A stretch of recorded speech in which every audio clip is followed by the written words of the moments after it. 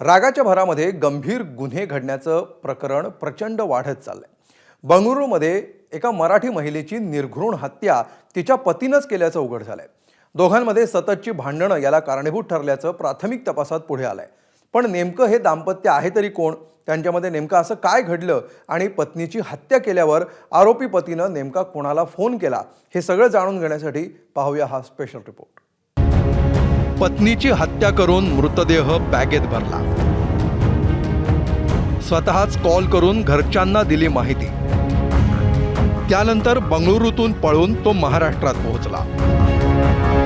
राकेश आणि गौरी खेडेकरच्या फोटोत दिसणाऱ्या या निरागस हास्यामागची खरी कहाणी धक्कादायक आणि अंगावर शहारे आणणारी। 2 दिवसांपूर्वी त्यांच्यात कडाक्याचं भांडण झालं आणि मागचा पुढचा विचार न करता राकेशनं थेट गौरीच्या पोटात चाकूनं सपासप वार केले।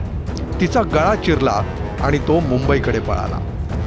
मैं बोला ऐसा कुछ करना मत, तू इधर आ, मैं अपन जाएंगे पुलिस स्टेशन में जाएंगे, खुद जाएंगे, उनको बोल देंगे कि ऐसे इसके मेरे लड़के के हाथ से हुआ है। तो बोला ठीक है, लेकिन उसके पहले ही मैं पुलिस स्टेशन चला गया। राकेश आणि गौरी गेल्याच महिन्यात बंगळुरूत शिफ्ट झाले होते।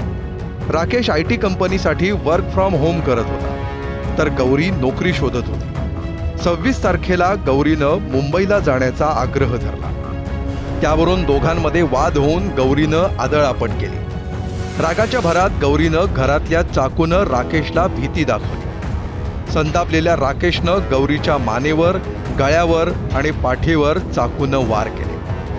राकेशनं गौरीचा मृतदेह बॅगेत भरला आणि कारनं मुंबईकडे यायला निघाला। कराडजवळ आल्यानंतर त्यानं बंगळुरूतल्या शेजाऱ्याला फोन करून गौरीच्या हत्येची माहिती दिली।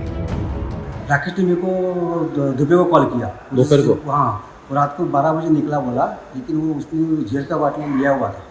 तो मेरे को बोला कि मैं मेरे को सबको बोल दो, उसकी माँ को बोल दो, सब लोग को बोल दो कि मैंने ऐसे किया हूँ करके, कि तुम उधर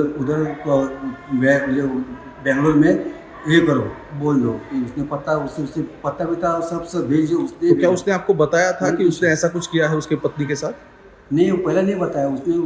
रात को दूसरे दिन जो फोन आया तभी मेरे को बताया कि मैं। नंतर मात्र राकेश घाबरला। गौरीच्या हत्येचं त्याला टेन्शन आलं। सातारा जिल्ह्यातील शिरवळपर्यंत तो पोहोचल्यानंतर त्याने आधीच घेऊन ठेवलेलं कीटकनाशक तो प्यायला। त्रास होऊ लागल्याने कारमधून खाली उतरला आणि रस्त्यावरती बसला।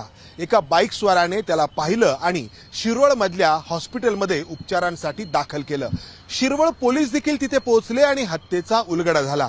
त्यानंतर राकेशला उपचारांसाठी आधी पुण्यातील भारती विद्यापीठ हॉस्पिटलमध्ये आणि त्यानंतर ससूनमध्ये दाखल करण्यात आलं। राकेशवर ससून रुग्णालयात उपचार सुरू होते। बंगळुरू पोलिसांची टीम तिथे दाखल झाली आणि या टीमनं राकेशला बंगळुरूला नेलं। तिकडे बंगळुरू पोलिसांची टीम राकेशच्या घरीही धडकली। त्यांना बॅगेत गौरीचा मृतदेह सापडला। गौरीच्या मृतदेहावर जखमांच्या खुणा आढळल्या। पत्नीची निर्घृण हत्या करणाऱ्या राकेशला कायद्यानुसार शिक्षा होईलच, पण रागाच्या भरात एक कुटुंब उद्ध्वस्त झालंय। गौरी ही राकेशची आत्तेबहीण।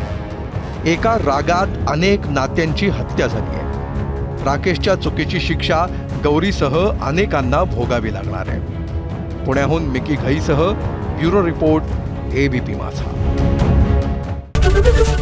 ABP माझा, उघडा डोळे बघा नीट।